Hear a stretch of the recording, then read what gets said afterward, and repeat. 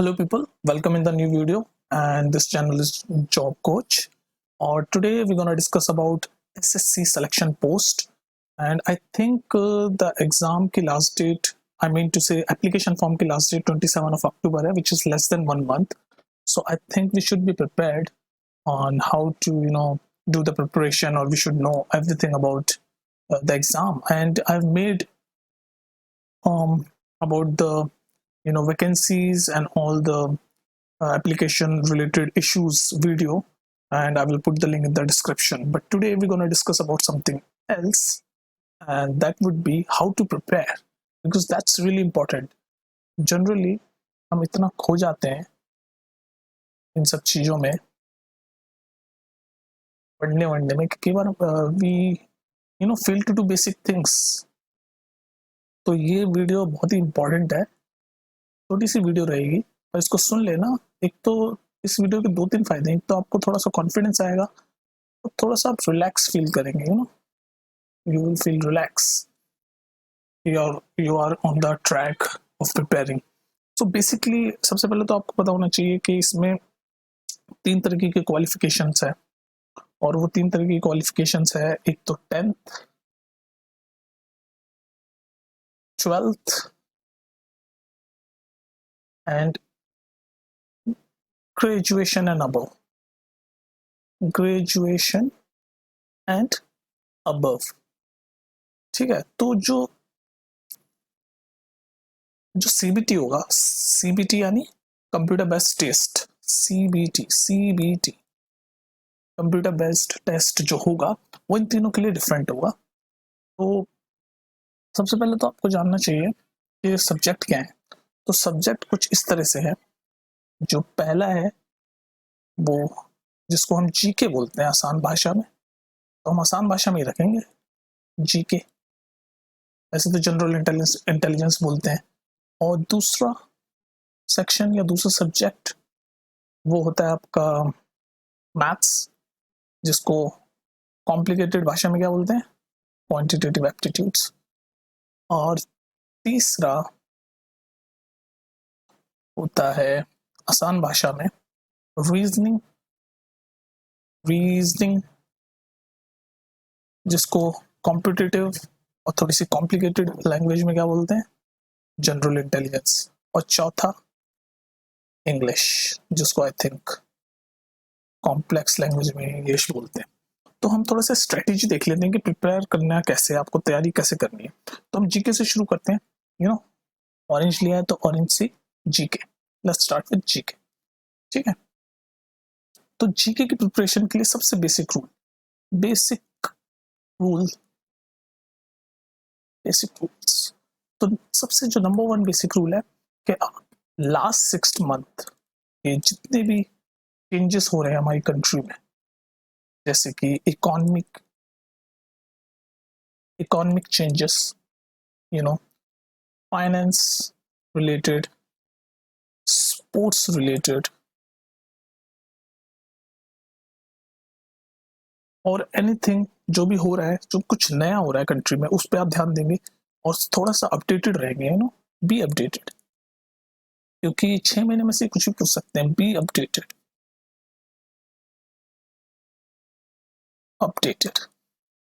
Okay. और क्या कर सकते हैं, और आप क्या कर सकते हैं जीके के लिए, जो न्यूज़पेपर है, आपको रिसेंट टाइम्स के मतलब न्यूज़पेपर जरूर पढ़े. Read newspaper. वो कौन सा न्यूज़पेपर पढ़े, तो कोई सा ही पढ़ सकते हैं, but I would suggest Hindu. Okay. ठीक है. तो Hindu newspaper I would prefer. वैसे ऐसा कुछ नहीं है, आप कोई सा भी न्यूज़पेपर पढ़ सकते हैं. और क्या कर सकते हैं, और आप कोशिश करिए कि ऑनलाइन बहुत सारे क्विज़ेस अवेलेबल हैं. क्वेश्चंस होते हैं उसमें बने हुए. एक क्विज़ेस, उससे क्या होगा, आपको थोड़ा सा एक एज मिलेगा, आपको थोड़ा सा कॉन्फिडेंस भी बूस्ट होगा कि हाँ यार मैं कर सकता हूँ. और हाँ, ध्यान रखना कि जो CBT जो हम डिस्कस कर रहे हैं, ये CBT कंप्यूटर बेस्ड टेस्ट, ये तीनों क्वालिफिकेशन के डिफरेंट होंगे. 10th वालों का अलग होगा, 12th का अलग, और ग्रेजुएशन वालों ने जिसमें फील्ड में अप्लाई किया है ग्रेजुएशन वाली में, उनका अलग होगा। लेकिन बेसिकली जो सब्जेक्ट होंगे वही होंगे। I think level of questions will differ. ठीक है, जीके का आप ऐसे कर सकते हैं, last 6 months economics, politics, politics भी, पॉलिटिक्स, ये सारी चीजें आप डिस्कस कर लीजिए। अच्छा, ठीक है, और क्या कर सकते हैं आप अपनी जीके को इम्प्रूव करने के लिए? और मैं यहाँ बता देता हूँ, और वीकली मैगजीन्स आती है, वीकली मैगजीन्स, उनको पढ़िए आप। उसमें क्या होता है, उसमें पूरा गवर्नमेंट से रिलेटेड जो भी योजना स्कीम्स, क्योंकि उसमें से क्वेश्चंस बहुत आते हैं, तो वो आप कर सकते हैं वीकली मैगजीन्स। वरना सबसे बेस्ट और सबसे easy newspaper. Always remember newspaper. Politics, sports, economics, ये बेसिक टॉपिक है। एक आध क्वेश्चन कोई एंटरटेनमेंट से आ जाए तो आ जाए, आ सकता है वैसे, तो चांसेस ज़्यादातर इकोनॉमिक्स वगैरह से ही आने के होते हैं, पॉलिटिक्स। ठीक है, तो हमने ये वाला कर लिया, ये जी के। अब हम डिस्कस करते हैं मैथ्स यानी क्वांटिटेटिव एप्टीट्यूड। तो नीचे ले आते हैं क्वांटिटेटिव एप्टीट्यूड, मैथ्स। मैथ्स की प्रिपरेशन कैसे होगी? मैथ्स, मैथ्स की सबसे इंपॉर्टेंट प्रिपरेशन, जो कि बहुत क्लीशे है बोलना, लेकिन ये है कि आप सबसे पहले learn all the formulas of the topic. क्योंकि पता है क्या है, ये जो कॉम्पिटेटिव एग्जाम होते हैं ना, इसमें फॉर्मूलेज आपको याद होने चाहिए ऑफ ऑल द टॉपिक। क्योंकि इससे क्या होता है, फॉर्मूलेज आपको सारे याद होंगे ना, और अपने अपने कुछ बच्चे तो शॉर्ट फॉर्मूले भी बनाते हैं ताकि जल्दी क्वेश्चन सॉल्व कर पाए। तो वो शॉर्ट फॉर्मूले सबके अपने अपने होते हैं, अपना अपना तरीका होता है पढ़ने का। लेकिन हाँ, एक आपके पास एक पूरी लिस्ट होनी चाहिए, एक पेपर होना चाहिए जिसपे आपके सारे फॉर्मूले बाय हार्ट हो, लाइक हम देखें क्वेश्चन और फॉर्मूला दिमाग में अप्लाई हो जाए, और सारे फॉर्मूलेज होने चाहिए आपके पास। दूसरा, एक अगर आप फ्रेशर हैं तो उनके लिए बहुत ही इंपॉर्टेंट चीज़ है, मैं यहाँ डिस्कस करता हूँ। अगर आप फ्रेशर हैं, ये पॉइंट सबसे इंपॉर्टेंट है कि start with the easy topic. Start preparing with easy topic। तो क्यों बोल रहा हूँ मैं? क्योंकि अगर आप पहले ही डिफिकल्ट टॉपिक लेंगे और आपसे क्वेश्चन सॉल्व नहीं होंगे तो आपका थोड़ा मोरल डाउन होता है। इजी टॉपिक होगा, जिस टॉपिक में आपका इंटरेस्ट होगा वो आप करेंगे ना, फिर क्या होगा कि आपको और ज़्यादा पढ़ने से बूस्ट मिलेगा और पढ़ने का मन करेगा। तो हमेशा स्टार्ट विद इजी टॉपिक, ये आपको कॉन्फिडेंस बूस्ट करेगा। ठीक है, ये बहुत इंपॉर्टेंट थिंग है। लोग क्या करते हैं, सबसे मुश्किल चीज़ से शुरू करते हैं और फिर मतलब थक जाते हैं और कहते हैं नहीं अब बस अब हमें नहीं करना। वो नहीं होना चाहिए। So start with easy topic, and then as soon as you get the more confidence, then move to the another topic and you will do well। उसके बाद आपका नोट्स मेकिंग हैबिट रखो। वही सेम ही मैं रिपीट कर रहा हूँ, कौन सा वाला, ये फर्स्ट पॉइंट जो मैंने बोला, नोट मेकिंग हैबिट होनी चाहिए। क्या होनी चाहिए? ये वाला, इसके लिए फॉर्मूलेस के लिए वो आपके पास हमेशा होनी चाहिए, आपके कुछ नोट्स, डायरी, जैसे भी आप रखना चाहें। और हाँ, रटिए मत, देखिए कॉम्पिटिटिव एग्जाम है, सबको पता है क्या कट थ्रोट कॉम्पिटिशन है। ठीक है, तो deep understanding is most important. अगर आप सोच रहे हैं कि आप रट वट के एग्जाम क्लियर कर लेंगे, तो मैं आपको सीरियसली, मतलब मैं on the risk of sounding rude, it's not gonna happen. Deep understanding. और हाँ, कुछ टॉपिक्स होते हैं जो स्कोरिंग होते हैं, बहुत ज़्यादा स्कोरिंग होते हैं, जैसे ज्योमेट्री, अलजेब्रा, इनको तो आप अच्छे से करें, इनको थोड़ा सा ज़्यादा टाइम भी दे दें तो चलेगा, मेंसुरेशन, क्योंकि स्कोरिंग होते हैं और इसमें आपका ज़्यादा जल्दी आप स्कोर कर सकते हैं अगर आपको आता है तो। ठीक है, तो ये बेसिक टिप्स हैं। और या मोस्ट इम्पोर्टेंट ऑब्वियसली मैथ्स में जो सबसे आई थिंक बोलने की जरूरत नहीं है कि lots and lots of practice. क्योंकि मैथ्स एक ऐसी चीज है, इसमें तो प्रैक्टिस ही चल, आपका जो भी करेगी प्रैक्टिस ही करेगी। Lots and lots of practice. ठीक है, तो अब हमने ये मैथ्स डिस्कस कर लिया। अब हम चलते हैं रीजनिंग पे। रीजनिंग के लिए क्या स्ट्रेटेजी होनी चाहिए आपकी?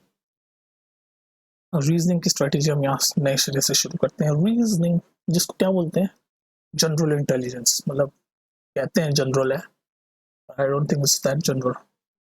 वैसे रीजनिंग काफ़ी स्कोरिंग होता है, आप आराम से कर सकते हैं, लेकिन रीजनिंग का सबसे इम्पोर्टेंट पॉइंट मैं तो बोलूँगा आप स्टार्टिंग वहीं से करो। रीजनिंग में कोई इतना वो है नहीं कि पहले कॉन्सेप्ट क्लियर करना है, ऐसा कुछ नहीं। रीजनिंग में मैं बोलूँगा सबसे पहले आप स्टार्ट करिए लास्ट 10 years पेपर सॉल्विंग। मैं तो ये रिकमेंड करूंगा, शुरू ही आप प्रिपरेशन ऐसे करें, लास्ट 10 ईयर के पेपर सॉल्व करो।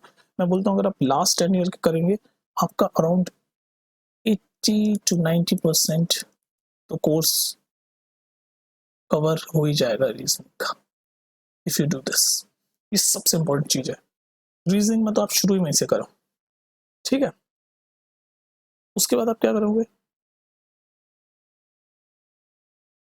रीजनिंग में और क्या कर सकते हो, ये बेसिक तो ये रीजनिंग में प्रैक्टिस आप इसी करो, लास्ट 10 ईयर से करें, क्योंकि क्वेश्चन ऑलमोस्ट मिलते जुलते आ जाते हैं। और हाँ एक चीज और है कि जो ओल्ड टॉपिक्स है ये हमेशा याद रखिए। बच्चे क्या करते हैं नए, क्योंकि रीजनिंग में ना नए नए क्वेश्चंस बनते रहते हैं कि है ऐसा वैसा, तो मैथ्स वैथ सब में बनते हैं, रीजनिंग में it's very creative general intelligence. So there are lots of question floating around on the internet or new books, but always remember keep revising old topics या old topics और questions, उनको मत भूल जाओ, क्योंकि seriously major portion of the paper old topic है, जो 10 year की जो रीजनिंग है उन्हीं से मिलता जुलता होता है, with little bit of variations. तो उनको मत भूल जाने इंटरनेट के फ्लो में आके, क्योंकि इंटरनेट तो इट्स लाइक बहुत सारे क्वेश्चंस नए नए आपको मिलेंगे, तो इसका मतलब ये नहीं कि आप भूल जाओ ओल्ड क्वेश्चंस को। उसके बाद एक, अगर आप फ्रेशर है, ये फ्रेशर के लिए जो प्रिपेयर करते हैं उनको तो पता है कि while solving question do not assume too much. Like reasoning ऐसा है ना, आदमी कई बार हो जाता है सपनों में सॉल्व करते, do not assume too much. जो आपका कॉन्सेप्ट है उसी पे स्टिक रहिए, stick to the concept, stick to the concept, ठीक है। तो बेसिकली रीजनिंग में और कुछ नहीं है, लेकिन मैं सबसे इंपॉर्टेंट अब दोबारा रिपीट करूंगा, वो ये है, इसको भूल मत भूलिए सर, ये आप करें रीजनिंग को प्रिपेयर करने के लिए। लास्ट 10 ईयर के सॉल्व कर लो क्वेश्चंस, आपका 80-90% काम तो वही। ओके, अब हमारा last but not the least, और इसको लोग ज़्यादातर नज़रअंदाज करते हैं, मैंने देखा है। रीजनिंग हो गया, अब हम कर रहे हैं इंग्लिश, ठीक है।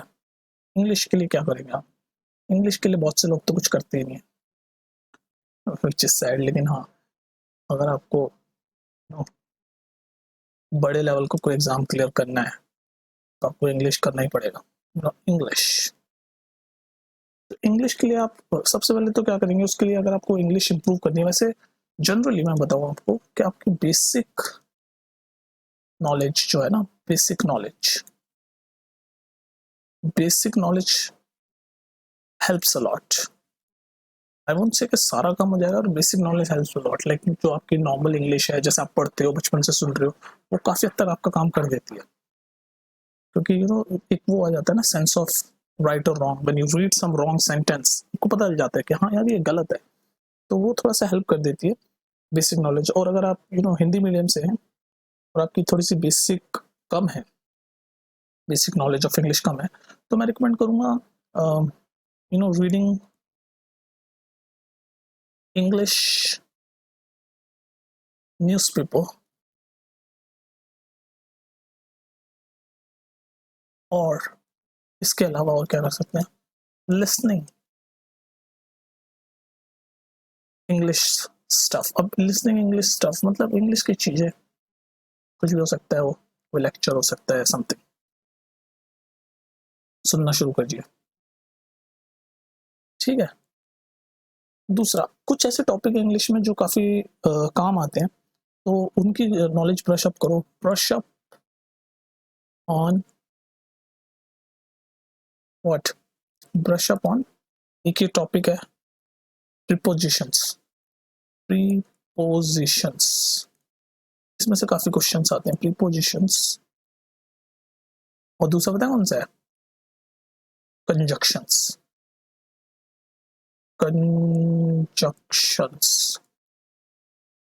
इन दोनों टॉपिक को थोड़ा सा इंपॉर्टेंट है, थोड़ा सा, मैं नहीं कह रहा कि यही, लेकिन इसमें से काफी क्वेश्चन बनते हैं, ठीक है। ओके, और अपनी ग्रामर की चीजें जैसे मैंने बोला वही बेसिक नॉलेज वाला ही है। बेसिक नॉलेज हो तो ठीक है, अगर बिल्कुल बेसिक नॉलेज भी नहीं है या आप हिंदी मीडियम से पढ़े हुए हैं, so nothing to feel bad about it, just try to improve your